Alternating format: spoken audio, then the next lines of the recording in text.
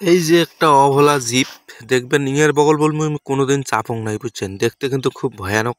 মানে এমন পরিস্থিতি বগল চাপা সবাই কিন্তু ভয় পায় আর কি।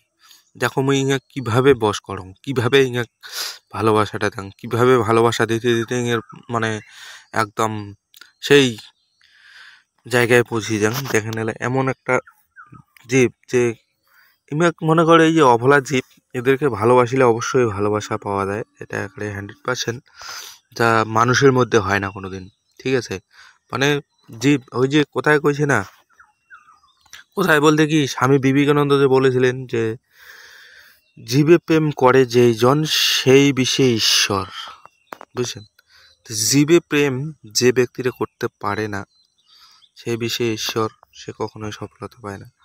তো দেখেন ইহাং মুই ভালোবাসা দিম, ইয়া অবশ্যই মোক ভালোবাসা দেবে। একদম শান্ত শিষ্ট হয়ে গেল। এতক্ষণ কিন্তু খুব ভয়ঙ্কর ছিল, মানে বগল চাপিড়ও এতটাই ভয় লাগে যে কিছু একটা করবো না। দেখি মানে এদের এলা ভালোবাসা দিবে, এলা মাথা দিয়ে, যদিও কোবার না পায় কিন্তু আব ভাব ভঙ্গিতে সবকিছু বোঝা যায় ওদের। মানে ইয়ে যদি কোবার পাইলে তাহলে অনেক কিছু তো কইলে, কিন্তু কোবার পায় না না, শুধু দেখা নাই যে মনে কর গাওটা নাড়ি দিবার আরো নাড়ি দিবার খায়, মানে আরো নাড়ি দিয়ে ভালো করি, মানে এরকম পরিস্থিতি। কিন্তু প্রথম প্রথম কিন্তু বগলে চাপে না বা উঙের বগলে মুখ যাবার দেয় না, এরকম পরিস্থিতি।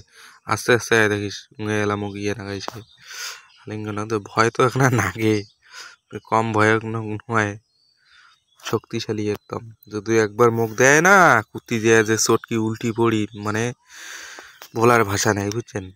তবুও কিন্তু দেখ এর এই দেখ মানে গালাটা আগে দিবে দিচ্ছে যে একটু নাড়ি দাও, মানে জীব না কোয়ার পায় না, অবলা জীব।